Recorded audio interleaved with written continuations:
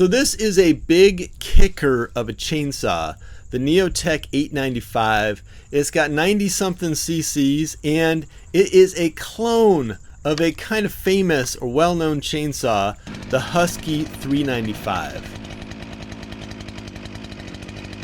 Now, Husqvarna made the original, and NeoTec busted out with the clone. And I'm going to tell you what I think about the saw, give you my thoughts about running it and all that. But mainly, this whole thing, like this experience running this saw, it got me thinking about clones. Dolly the sheep has got to be the most well-known, real-life, flesh and blood example of a clone. Now, back in the 1990s, they cooked her up in a lab in Scotland, and from what I've read and been able to tell about Dolly the clone, is that she seemed pretty much like a regular sheep. But if you've read much or seen much science fiction, cloning jobs in sci-fi almost always seem to go awry. Now, sometimes the clones cause trouble, like with clone armies. They're kind of like a cheap substitute for the real thing, and there's like millions of them. They're all the same, and they almost seem unstoppable, like the perfect warriors cloned to fight. But when it comes to the battle, the funny thing is that the clone armies are never quite as good as the real people they fight against. Like one real person can take out like a bunch of clones, at least usually. But dang it if there aren't a lot of them, and that's why they're kind of unstoppable. And in this depiction of clones are like the mass-produced cheap alternatives to the genuine thing used by the bad guys to take over. So, you gotta wonder, is that what's going on with this NeoTec cloned chainsaw? Is this clone one of a larger wave of copies, like a clone army, flooding the chainsaw market and taking over? I kind of think that some people sort of worry that that's actually what's going on. Let me just do like a quick tour on the saw. It's a Husqvarna 395 clone. So if you know that saw, I'm not gonna say it's like identical to the 395, but it's a clone. It's like 90 something percent there. Air filter and plug live up top. I know some people will wrap a filter with some foam, spray that with filter lubricant. It's got a hose clamp to hold the filter down, so you're not just popping this guy off. You gotta loosen the hose clamp. And in a word, if you just want like a feel for the saw, it's a clunky beast. Like big, heavy saw.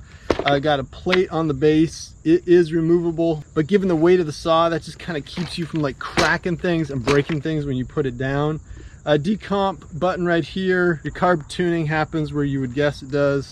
Yeah, it's got a choke on the back, and it's got this kind of funky like stop button to kill it. It's like a basic old school kill switch.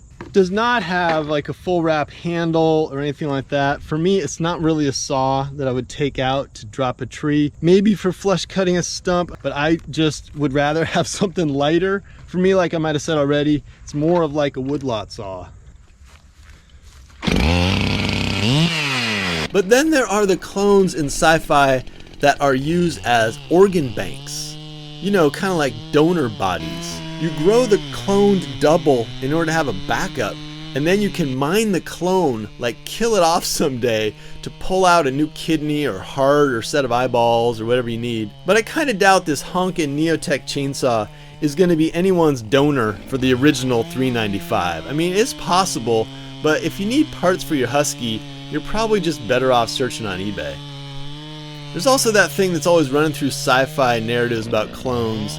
It's like the topic of autonomy. Do clones deserve rights? Are they human or as good as humans? Do they have a soul?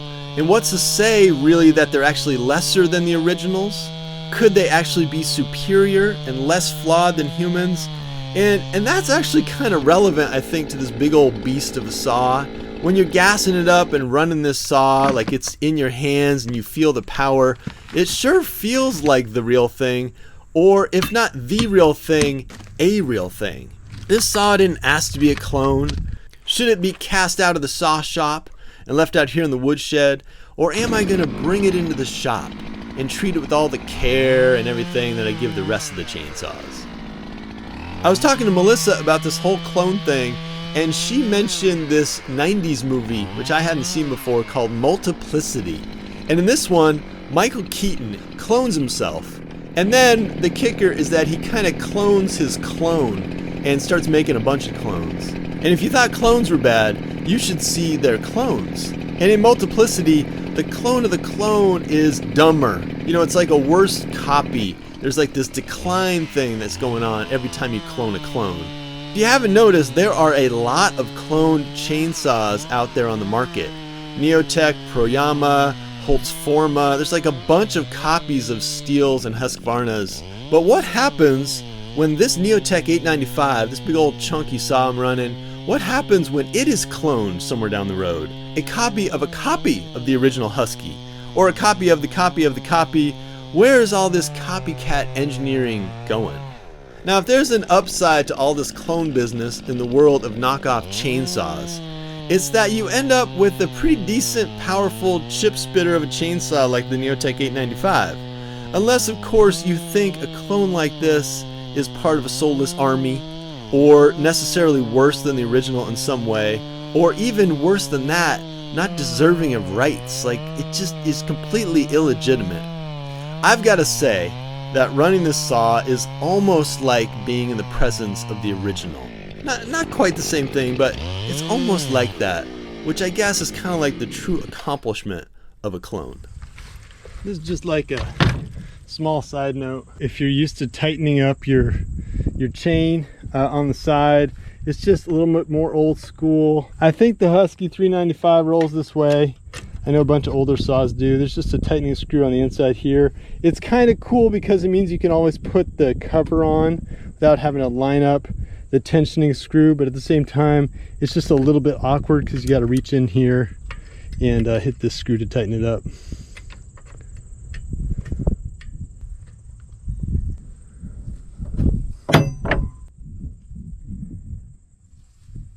Some closing thoughts about the monster saw. I'm definitely not saying it's the best saw out there, but the cost benefit, you know, it's not too shaggy.